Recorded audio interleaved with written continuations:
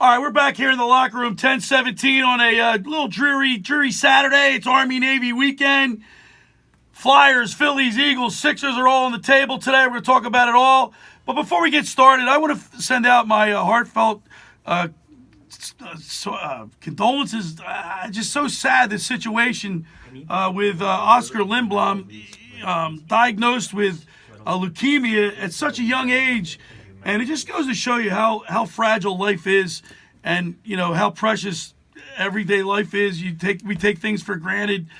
People get these diagnoses. We hear it all the time. But when it's a professional athlete in the city, you think these guys are invincible because they're athletes. They perform at a high level, but they're vulnerable just like we are.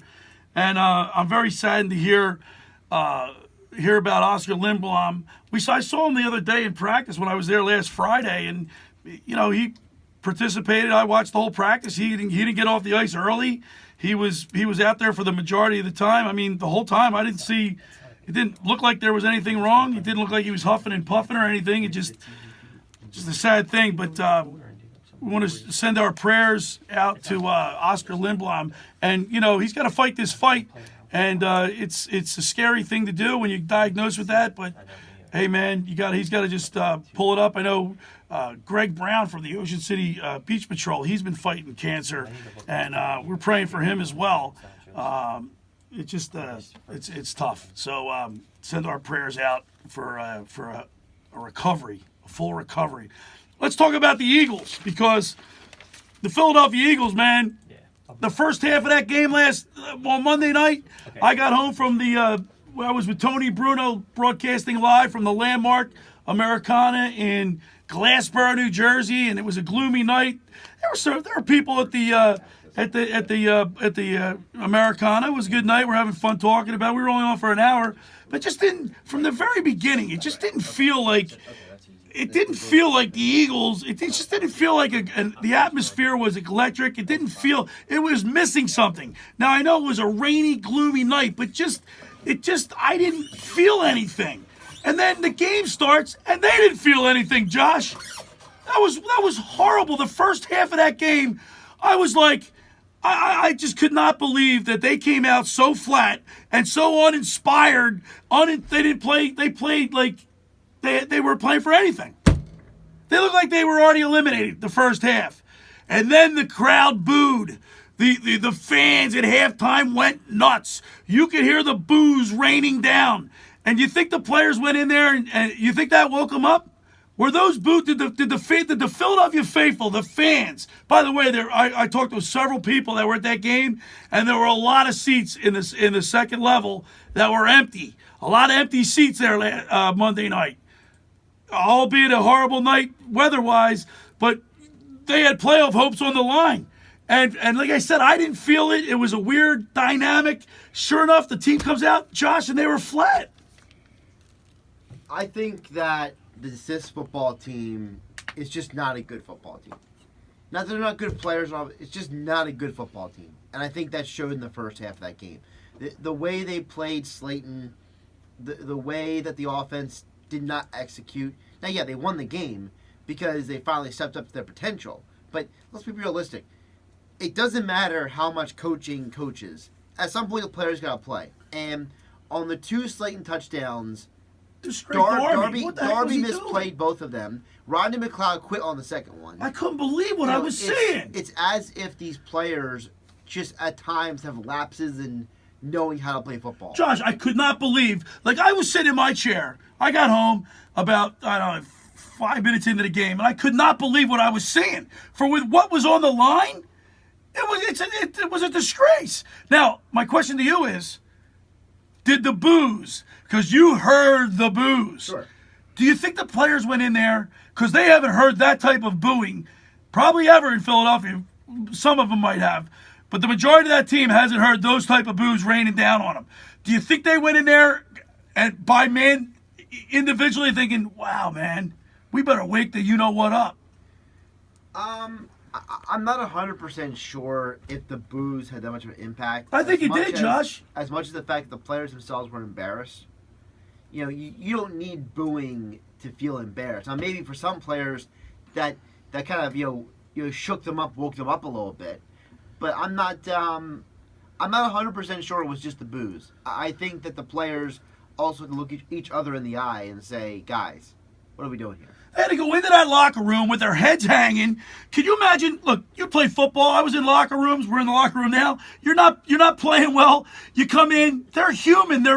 They put their pants on just like we do, Josh. They sit there and they had to be looking around, wide-eyed, going like, "What the is going on?" Like, you have to concentrate. You've heard this mantra many times, Josh. Do your job. Right? Don't try to do too much. Just do your job. And maybe guys came in, their heads were probably hanging at the stall. There probably wasn't too much talking going on, or there was a lot of talking going on, like, maybe Jason Kelsey, I heard, made a speech. Mm-hmm. We don't know exactly what was said in that speech, but apparently it brought Peterson to tears. Was that after the game or was that at halftime? Did we know? So there were a couple different players who spoke to the team during the week, and then another group of players who spoke at halftime. And was Kelsey at halftime? Because I didn't hear whether it was halftime or after the game. I think Kelsey was halftime. But Kelsey also spoke during the week. Remember, hungry dogs run faster. Right. Well, maybe they're not hungry. Well, I don't know if they're not hungry. I think the problem is that this team is no longer a team. You think it's fractions? It's not fractioned, but it's just they lack the chemistry and the cohesiveness. Now, they found in the second half, I think a lot of that had to do with the fact that there was no Alshon Jeffrey out there. The team had to change its entire approach to the offense. The defense found Vinny Curry had a great game. 2 sacks. Well, it's more than the sacks. Also, the quarterback pressures, the tackles on the running back. He just had a great all-around game. I think the veterans on this team finally stepped up. Now, does that mean they make the playoffs? I don't know. I can't get a measure on this team. But what I do think is that it was a good sign that they were able to hit a switch or hit something to turn things around. And it wasn't, because they allowed 0 points in the second half. Yeah. They came back and won in overtime. And I think it's a good omen for the Redskins game because the Redskins have a better defense than the Giants do.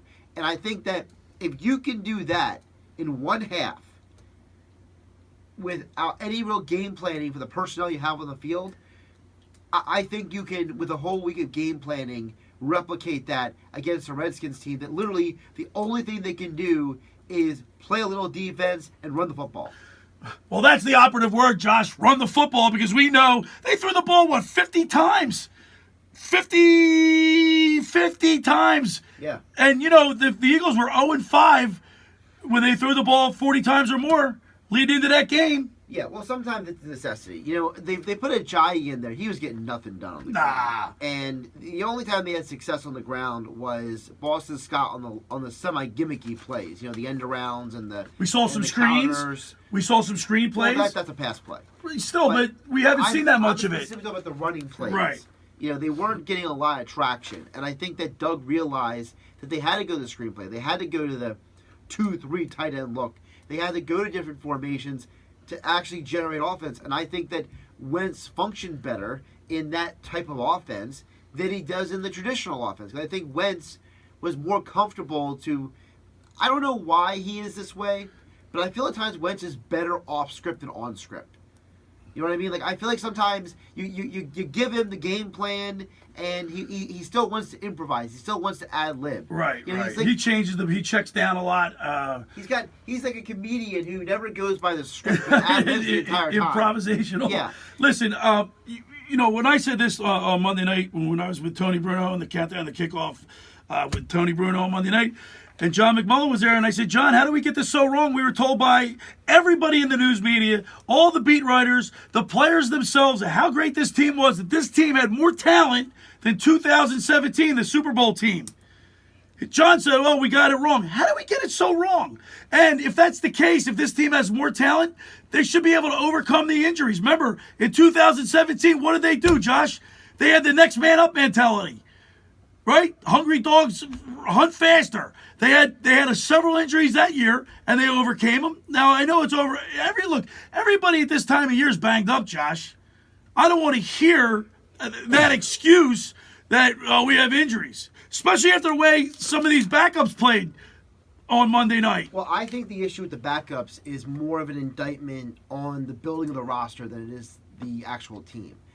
I think that it became abundantly clear that the hyper loyalty of people like Doug Peterson in the front office to certain players killed them. I think that Well, that's because when you draft somebody, you don't want to put somebody in there. If you don't play the person that you drafted or put all your stock in, it makes you look like you don't know where you're right. But They don't want to look guess that what? way. They don't want to look bad. Yeah, but you know who cuts a guy who doesn't care? Bill Belichick. You know why Belichick is great? You're Because talking. no, but hear me out. You know why Belichick is great? Because Belichick sits there and says, "I made a mistake. Trade him or cut him." He doesn't sit there and hope for the best and Right. try to make it work and all this garbage. The Eagles are not following the pattern that works. They should have never given Aguilar the extra year. Absolutely. Okay? They should have never brought Jason Peters and Darren Sproles back. They never should have held on to Mac Hollins for dear life. Okay? There's so many moves that this franchise did under the banner of loyalty and hoping for the best. Well, guess what? Loyalty is great for Disney movies, but it's not great for football teams. Old Yeller. Right? I want football players, okay? And this team, with guys like Greg Ward and Josh Perkins, actually looks like a better football team than your draft picks. They do. And you know what? They should be able to blow the Giants away. They should be able to blow the Redskins away, even with the injuries they have, Josh. Yeah. They should be able to blow these teams away. The Dolphins, there's no excuse to lose that game. That game still sticks in my craw. Well, again, that's the players. Guys like Darby don't know how to I asked this to Jeff Mosher yesterday on the Sports Bash, and I ask you too, Billy. Have you ever seen a player in your life, okay? And I asked Jeff, he's in his 40s, you're in your 50s. So you've seen a lot of football. Easy. No, the point is you've seen a lot of football, okay? Right. Has there ever been a player in your lifetime that you've ever seen who the minorest injury downgrades his ability to play football more than Ron Darby? I mean, the dude has the smallest injury.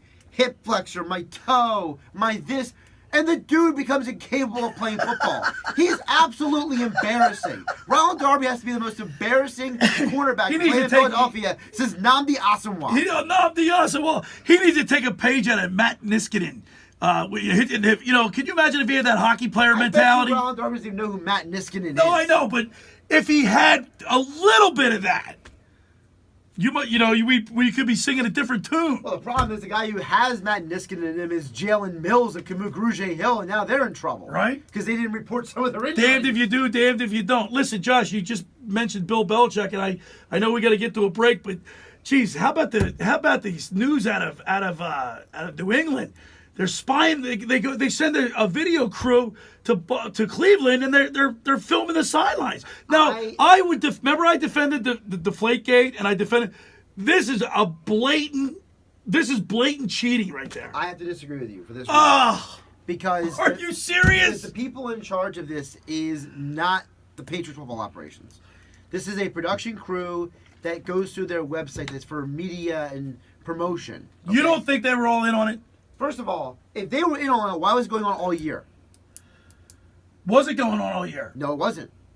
Right, they just took. They didn't film other teams' sidelines. That's exactly all year. right. They went there thinking They've they been doing this production all year. Do your job on the website. Okay, that's the first problem with this. Second problem is, why on earth do you need film on the Bengals? Do you really think Bill Belichick needs film on the Bengals, the one of the worst teams in the NFL, to beat them? It just doesn't look good, man. The optics I'm not of this saying is it's horrible. I'm just saying that it's very easy to pile on the Patriots because of who they are. I don't like because of Spygate and Deflategate and all the stuff that they've done. But I think in this situation, unless the NFL comes out and explains that there's blatant evidence that they did something wrong, I'm going to go along with the fact that this is something you can watch on the website. This Do Your Job documentary. I don't care. I think they were. This I is think not they a were up to football something. operation thing. I think they were up to something. I think this is very different. And by the way, Let's get an investigation. you need an investigation. How about we get an investigation into the Bengals? That franchise is an abomination. That owner doesn't care about the team, doesn't care about the fans, puts out a garbage product on the field, kept Marvin Lewis way too long, Andy Dalton's still hanging around for only who knows how. They hired this new young head coach. He's got no talent. AJ Green, the best player, is quitting on them. Who This cares franchise about is the an Bengals? abomination. I don't care about an investigation into the Patriots. The NFL needs to start investigating these abomination franchises who can't put a quality football team on the field. Football is supposed to be a parody, right? There's no parody in the NFL. I set the him off, didn't Bengals I? are a bunch of imbeciles. And that's that. All right, back here in the locker room, 10:39 on a misty, gloomy Saturday morning. Maybe the weather will clear up. They get the Army-Navy game in Philadelphia. Great rivalry going on. The second half of the locker room today, we're going to dedicate all to Army-Navy. We're going to be talking with former Army quarterback Chad Jenkins and former Navy midshipman, local guy, Mike Harron. I believe that he's at the game today. And, of course, we'll play my interview with 1958 Heisman Trophy winner Pete Dawkins. Of course, tonight they're going to be giving out the Heisman Trophy award. And, obviously, I think Burrows is a shoe-in to get the award. Do you see anybody coming close, Josh? No. Burrows, this is not like Heisman years in the past where there's a conversation.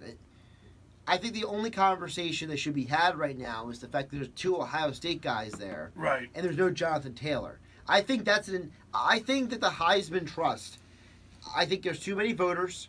I don't like the fact there's 145 in each region.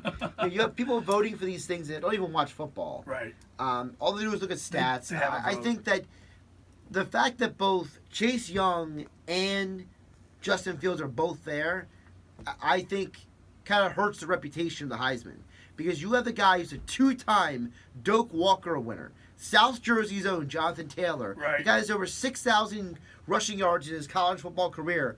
He gets no invite to the Heisman because that doesn't make sense, does it? people voted for 2 Ohio State guys, one of them who missed 2 games, might I add, and the second one who, let's be realistic, if his running back wasn't J.K. Dobbins, does Justin Fields really have only 1 interception this year? Yeah, right. I hear you. So, we have our friend Mike Rozier from Woodrow Wilson High School. He's probably up there at the award ceremony tonight in New York. I talked to him a couple weeks ago. I was thinking about having him on, but it's the same day as the Army-Navy game. Plus, he's up there. He might be a little busy. But maybe we'll get Mike Rozier on next week to talk about the Heisman Trophy. Hey, Josh, next week I'm going to see if I can get Tom Jackson in here and maybe Lenigan to talk a little Eagles football before we move on to the Sixers and get some of my advertisers, get their views on the season that's kind of just blown up in our face.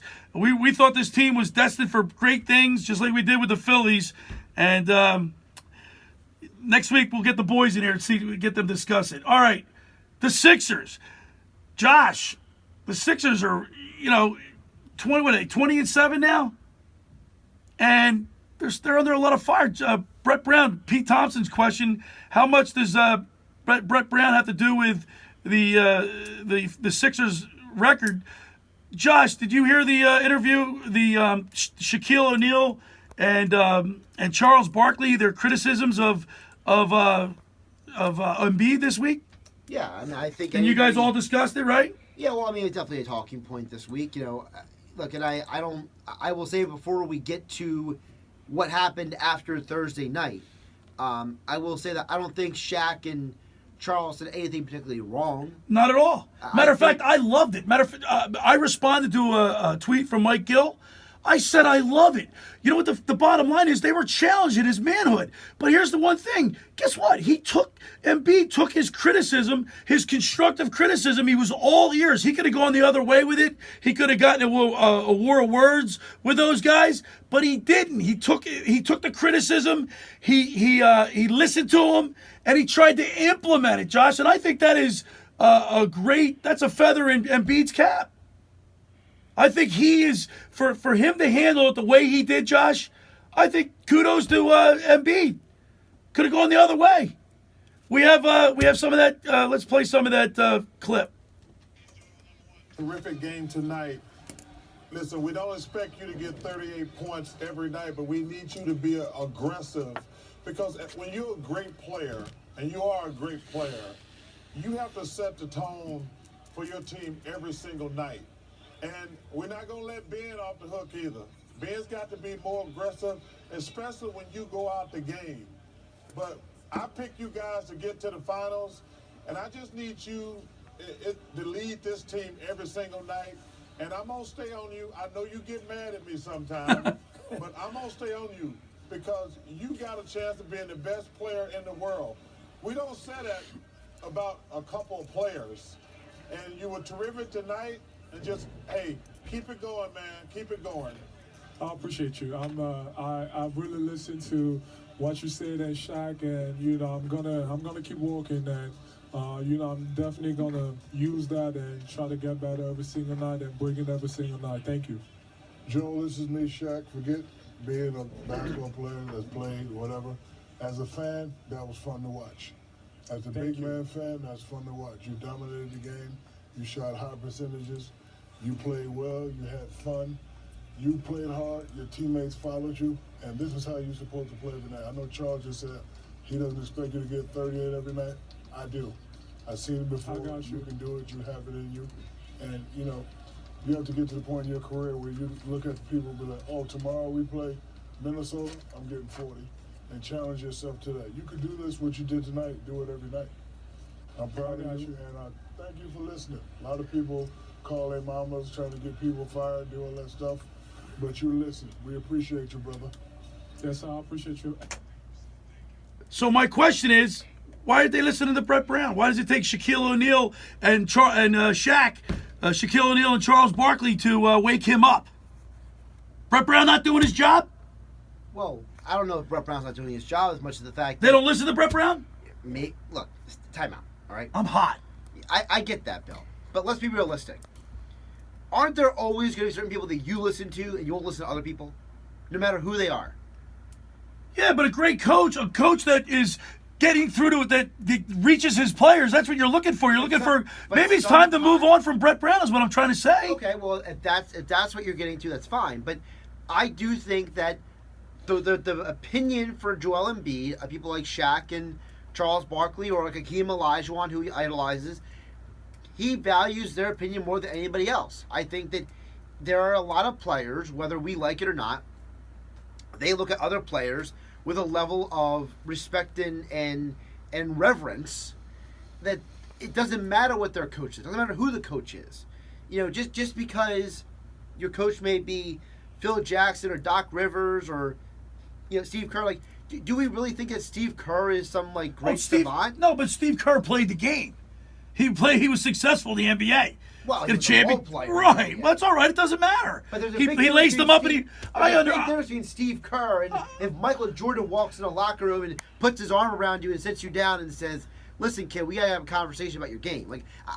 There's a level of weight. Josh, you've had coaches. Certain players speaking. You've played sports, organized high school and stuff like that. I don't care what level it is. There's coaches that you'll run through a wall for. Sure. And there's other coaches that you listen to. All right, let's go. I'm just saying there's got to be something missing for Joel Embiid, Ben Simmons, and some of the players on this team with all the talent that they have. That we all know that Ben Simmons is a generational player. We've been told he's an all-star. Is Brett Brown getting the most out of these guys? Maybe he's not. But I think the bigger deal isn't what you're saying. I think the bigger deal is the fact that I think that Joel Embiid has just proven that he is the face of this franchise he needs to be. For a player to be that open to criticism, that willing to take that and apply it and put his mind to it. This is a guy now, the last two games, he's going to the line and knocked down free throws 2 straight games that have helped his team win a game. I think it's a big deal to say that Joel Embiid has taken the criticism. He's not cried about it. He's not jumped around saying, woe is me, you don't understand. Right. He says, maybe they are right. Maybe I need to play better. Maybe I need to And that's half of the occasion. He accepted. I think that is a huge sign of maturity. Right, and I think that's half of the equation of what happened. And the interview that I was talking about was the night before when they called when Shaquille O'Neal and Barkley called him out. Well, that interview we played was the next night. Well, it was Tuesday night. Right. The Sixers were on TNT. Right. They played the Nuggets, and Joel Embiid was lackluster at times. Right. So he looks lethargic at times. And they basically called him out. And they called him out, right. And there's no really need to replay that thing. No. It's a 2-minute thing where we all can repeat what they already said. I'm just saying. you had to hear Joel Embiid there because Right. that tells you the kind of player he is. Agreed. And the person he is. Agreed. And that's the kind of person that you want as the face of your franchise, who's willing to say, I want to be better. I need to be better. And I accept this person who's one of the all-time greats critiquing my game. And you heard Barkley and Shaq say, we believe Yes. you can be great. We believe you can do this. We just want to see you do it. And there's that part of Embiid that has this look on his face. If you saw the broadcast after the game, a look on his face like, I want this. Yes. I want this. Well, how about after the Toronto series, Josh? His emotion, you saw him crying. He was upset that they lost. And who's the first person who grabbed him? Marc Gasol. Right. The other team's player who shut him down and told him, he's like, look, I know you can be a great player. Right. And Yeah. you will be. And you will be. And guess what? Sometimes you just need a little push. All right. Need a little love, right, Josh? Well, maybe tough. All right, the first hour of the locker room is fun. All right, we're back here in the locker room with Billy Schweim on 97.3 ESPN. Got about a minute or two left in this segment. I want to touch real quick on the Phillies. Are you happy with Didi Gregorius? I love it. I am happy. I mean, obviously, last year was a short. He only played Let's in improve that defense, 82 games. 1 year, $14 million. He's playing for a contract, Josh. Well, I think he's also playing because he wants to be with Girardi. I like it. He trusts him. So that's going to shake up the infield a little bit. I want to see Kingery at second base permanently. I think they should move Segura. You remember Segura had a lot of problems like running things out, hustling. There was a question about his being a great teammate. I mean, I can't verify some of that stuff. I find that sometimes people say somebody's a bad teammate.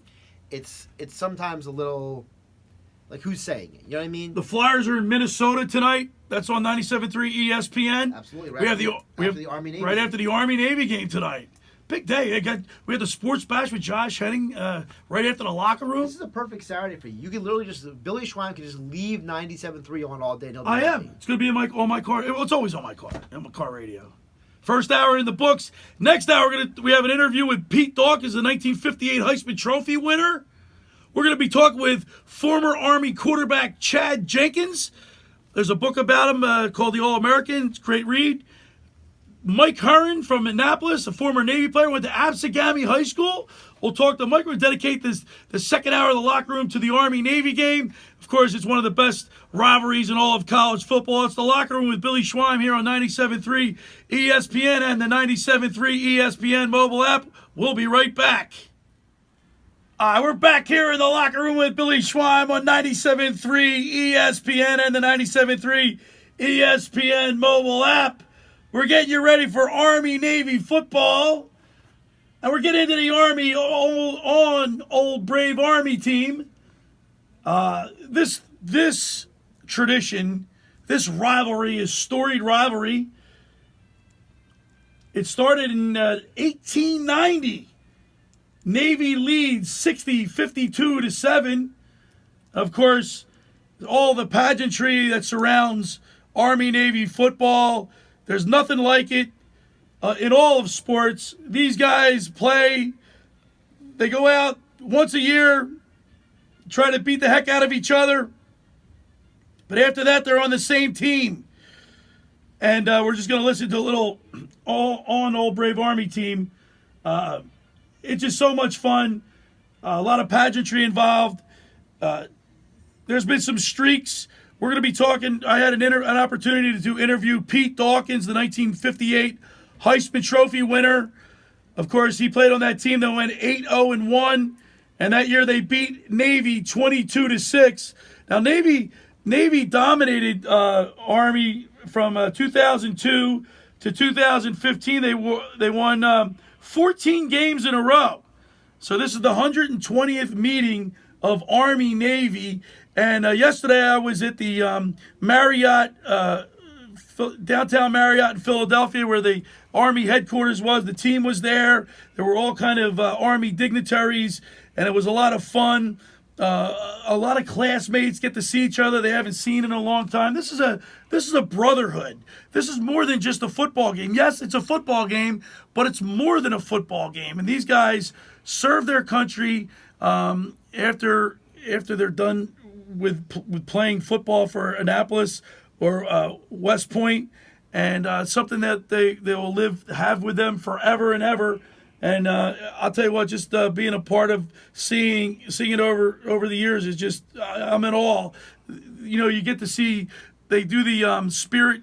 They have these spirit things where they film people that are stationed all around the world, and they all end up with saying either "Go Army, beat Navy" or "Go Navy, beat Army." They're like little skits, and they're funny. They're hysterical, but it's pretty entertaining to see. And of course, you know, the game was played with heavy hearts on November 22nd, 1963. A few days later, after the assassination of John F. Kennedy, that game was played on that date, a couple days after the assassination, because I think, you know, the players were told, the academies were told that that's how President Kennedy would want it. But this rivalry goes back. I mean, I remember going to JFK Stadium, the old JFK Stadium down where the Wells Fargo is right now. That's where the JFK Stadium. And I remember as a little boy sitting in the stands with the old wooden benches. They didn't have seat backs. It was old wooden benches. And freezing cold. I remember as a little kid, probably like 7, 8, 9 years old. And it's one vivid memory I have of 100,000 people were in that stadium. And seeing the march on of both academies. They do the march on before the game. It's really something to see. And want to thank these guys for their service. Now, I had an opportunity to speak with Pete Dawkins. He just, boy, I'll tell you, he just carries himself so well. I was in awe. A little nervous, I got to be honest. Josh was a little nervous talking to him, but he made me feel comfortable. And let's go ahead and play the interview with the 1958 Heisman Trophy winner, Pete Dawkins. It's almost like a great, like, you know, uniter. Yeah. Like a sign off. Like, you don't say bye. You just Beat Navy. Beat Army. You're all. It's like saying Merry Christmas to somebody. Right. Let's just look at, you know, he fought in Vietnam. He rose to the rank of brigadier general. He has two Bronze Stars. Of course, he was the Heisman Trophy winner. He won the Maxwell Award, number 24 from Army. Pete Dawkins, and I'll tell you, he was. And real quick, can I just sure, say absolutely. Remember, just because you win the Heisman doesn't mean you automatically win the Maxwell and vice versa. So it's actually an even more limited fraternity of people who won both the Maxwell and the Heisman. So let's not forget that. Just the way he as he walked through the foyer, the lobby there, I ran up to him and I said, "Hey, excuse me, General Dawkins. My name is Billy Schweim with 97.3 ESPN. Would you mind if I ask you a few questions for my show tomorrow?" And he looked at me and he said, "Absolutely." Like the nicest guy, you know what I mean? Just he exudes like greatness. It was wonderful to be a part of that yesterday, and I'm looking forward to the game today. All right, the second hour of the locker room is. All right, we're back here in the locker room, 11:17 on an Army-Navy Saturday as we're getting ready for Army-Navy football. You can hear right here on 97.3 ESPN. Right after Josh Henning and the Sports Bash Saturday, he'll take you right into Army-Navy football. Of course, this is a storied rivalry, and we just played the interview with the 1958 Heisman Trophy winner, General Pete Dawkins, and it's just an honor to talk to him. But my first guest that we're going to talk to, it's a great honor to talk to him because he's a great American. He played in this storied rivalry. He was the Naval Academy dominated Army from 2002 to 2015. Chad was the last quarterback to Army quarterback to beat Navy. So let's go to the sports hotline and welcome in to the locker room a good friend of the show, a great American, our former Army quarterback, Chad Jenkins. What's up, Chad?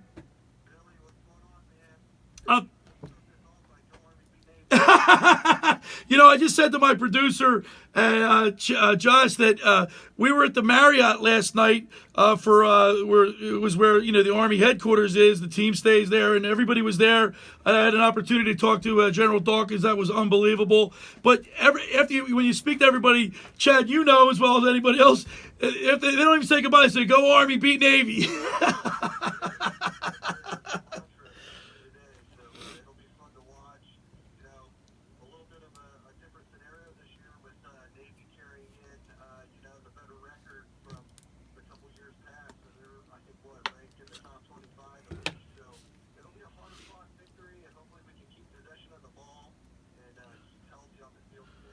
Well, it'll come down to turnovers. Hey, both of these teams are they lead all of college football in rushing. Of course, the offenses that they run. You ran the option and the veer and whatnot.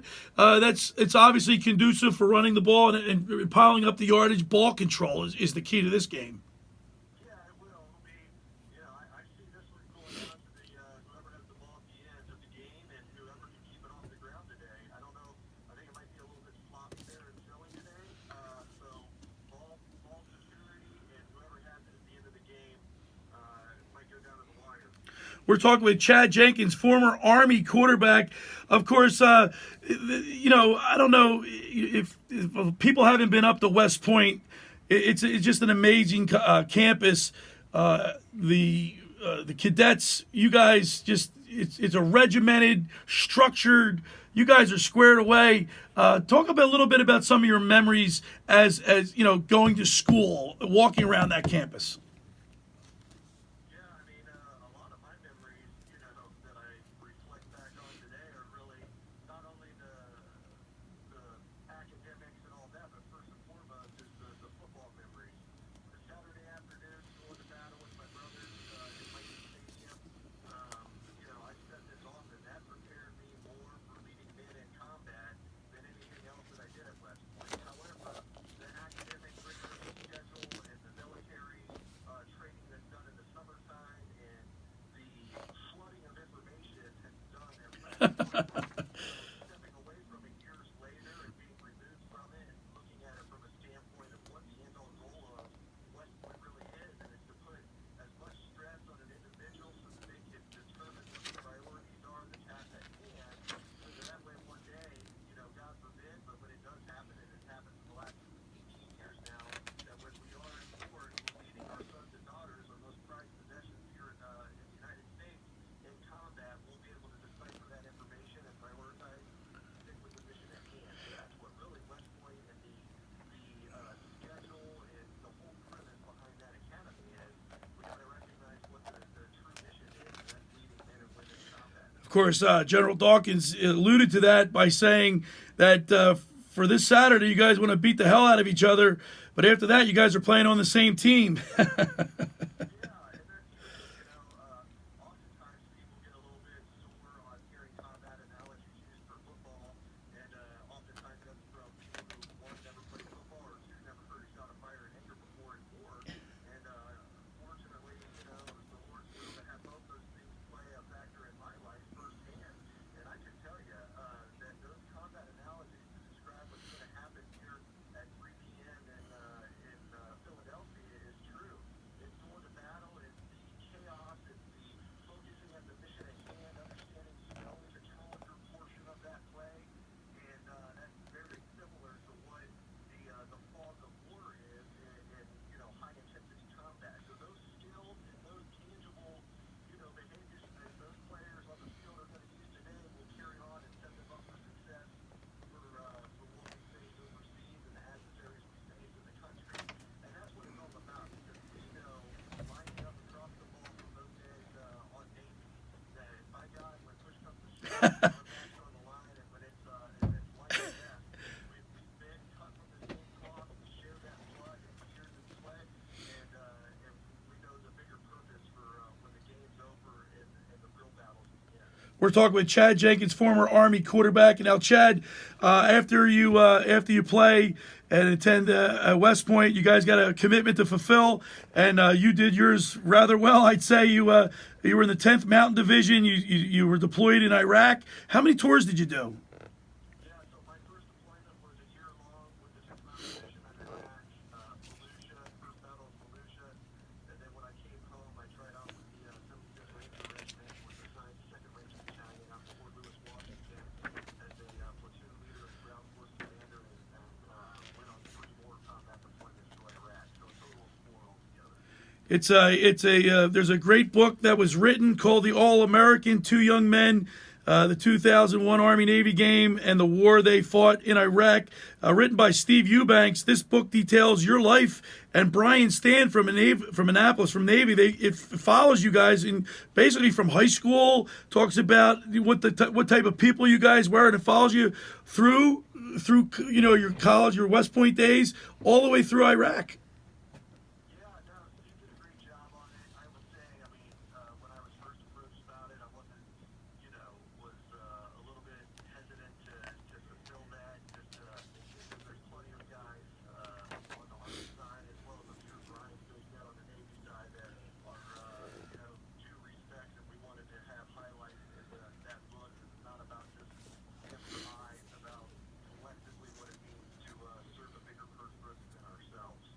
Now, what are you doing with yourself now, Chad? I know you were living in Florida. Now you're, I think, in Ohio. You told me the other day.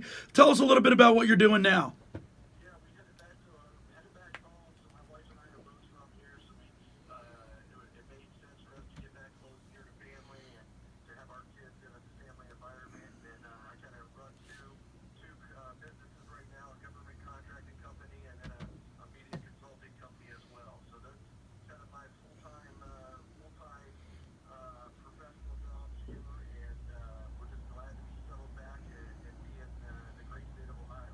Now, are you going to be watching the game today with family and friends, or you just like to be hunkered down in front of the television by yourself so you can concentrate?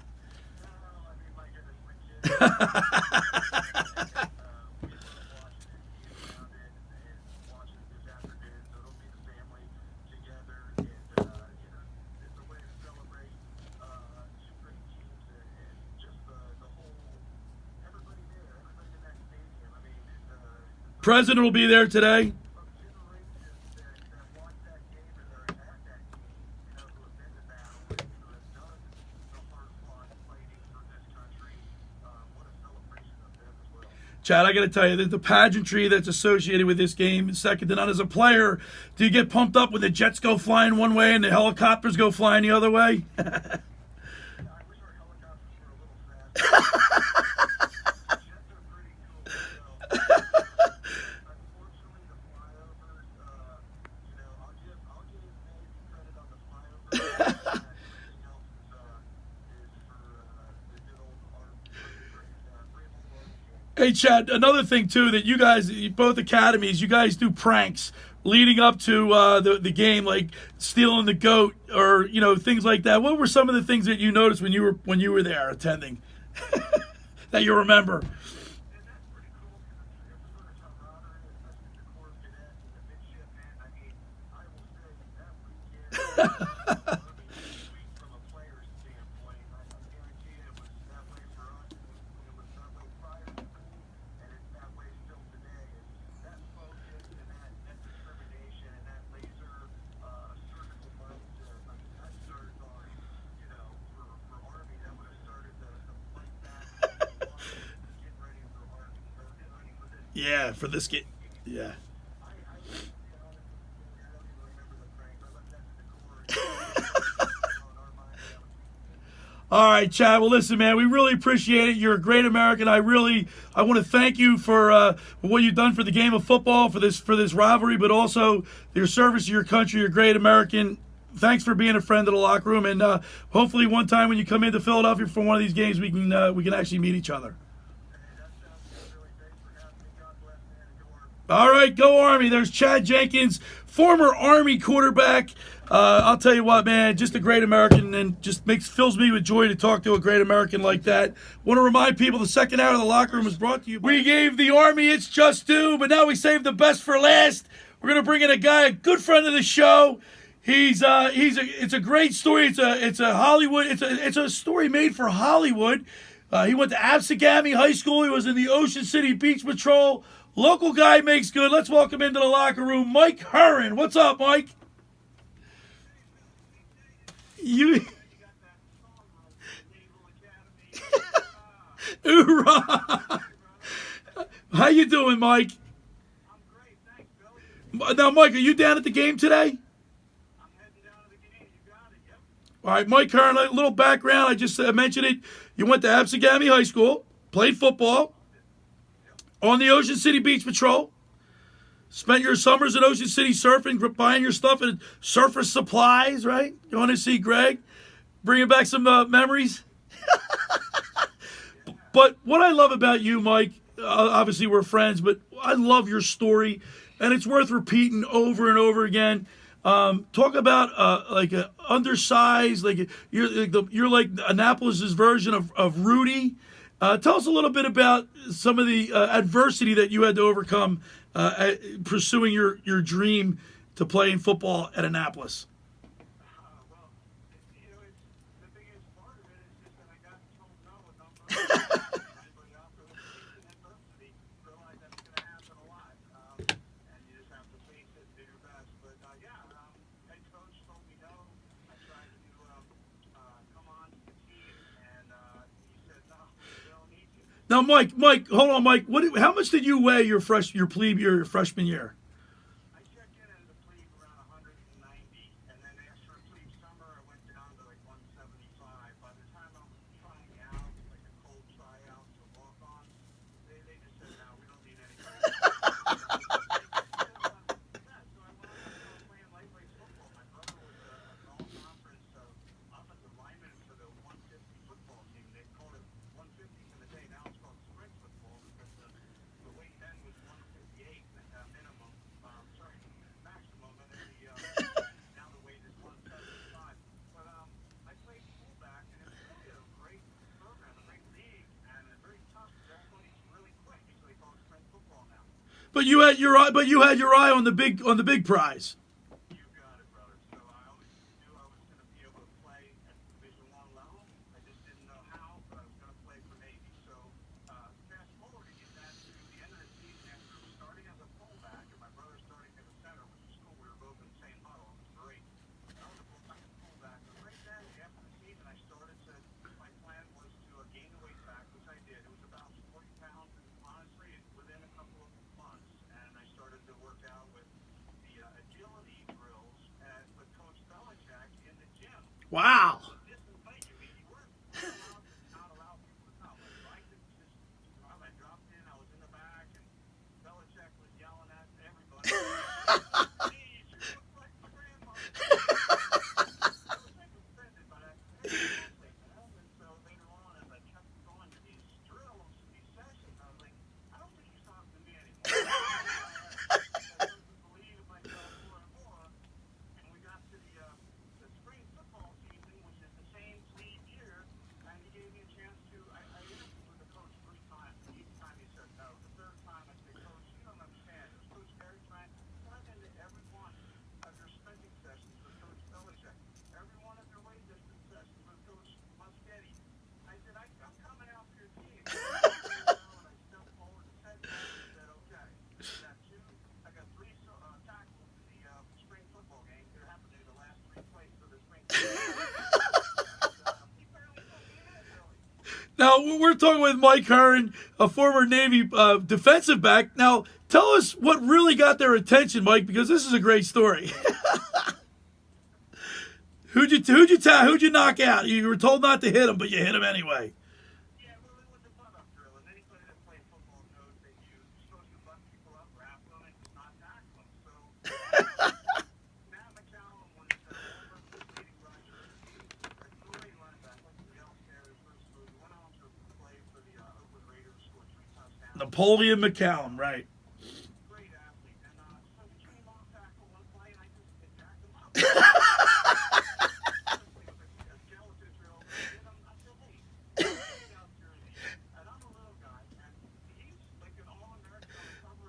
Right, pretty boy.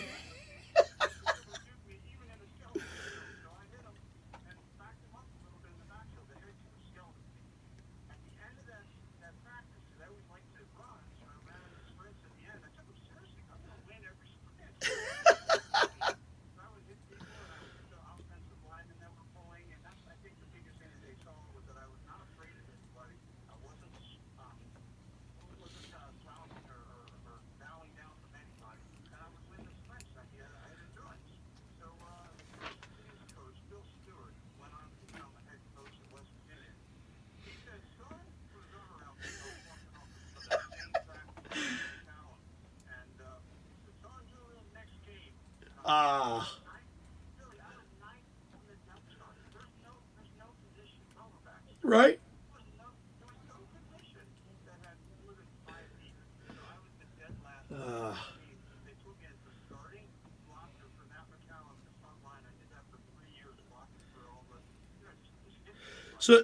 So now, Mike, you ended up starting your whole senior year. Is that correct? As a defensive back? Yeah, I actually, at the beginning of the season, Chris Irvin was starting strong safety, and he got injured. He's a great player, so I next man up. Coach teaches now. Coach Yeah. the great man, he teaches, hey, you got to be ready. So I was ready than ever, and I just jumped in, and I played the whole team. And it's history from there. And I'm telling you, they should make a movie out of your story, Mike. Well, I'm just grateful.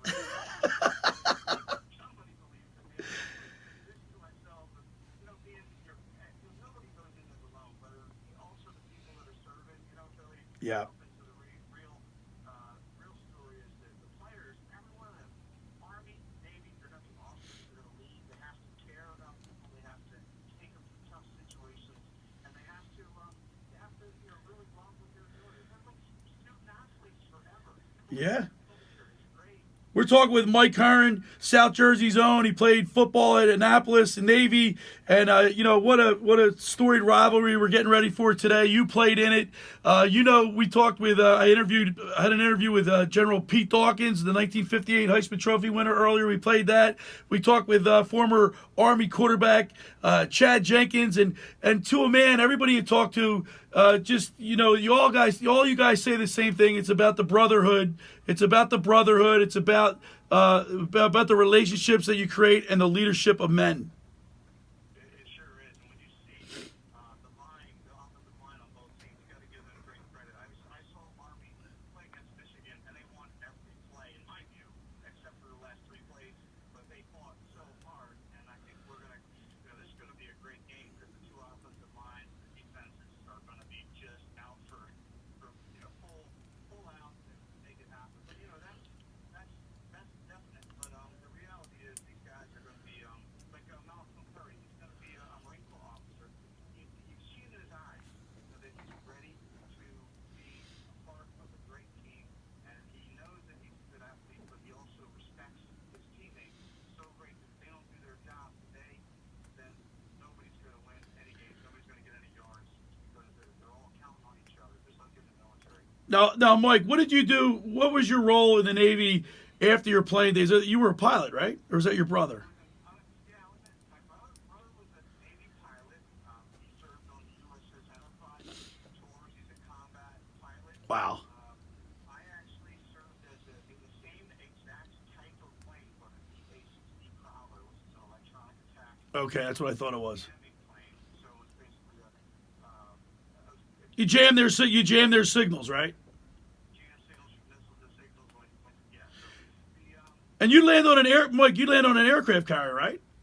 no, my brother John did. Okay, John did.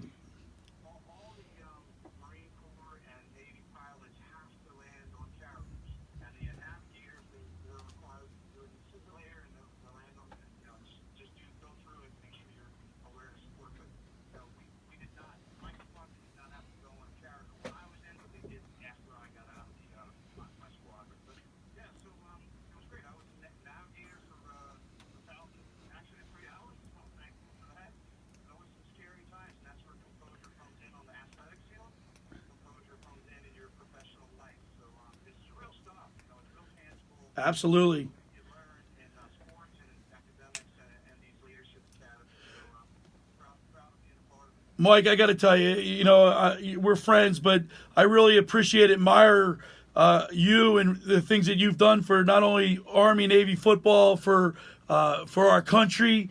Navy leads this series 60-52. 60 wins, 52 losses, the 7 ties. It's the 120th meeting. You're going to be there today. Listen, Mike, I really appreciate you taking time to spend with us, and you're a great friend of the show. Thank you so much, and go Navy, beat Army. Hey, I just wanted to give a shout out to all the family members out there that are supporting veterans, including my own mom out there, and my brothers and sisters. And hey, you don't do it. Nobody's out there by themselves. So let's support an effort just like this team. And I'm really grateful for the families out there that sacrificed the ultimate. And thanks for allowing me to be on, Billy. Hey, Mike, you're a great American. Love you, brother, and I'll talk to you soon. Right on. All right, there's Mike Curran, former Navy defensive back in Great American, and I'll tell you, these guys are crackerjack. They're squared away, and that's why the United States of America is the greatest country in the world, because we have people like Mike Curran, Chad Jenkins, who are there to play for us and also protect us, and I want to thank those guys.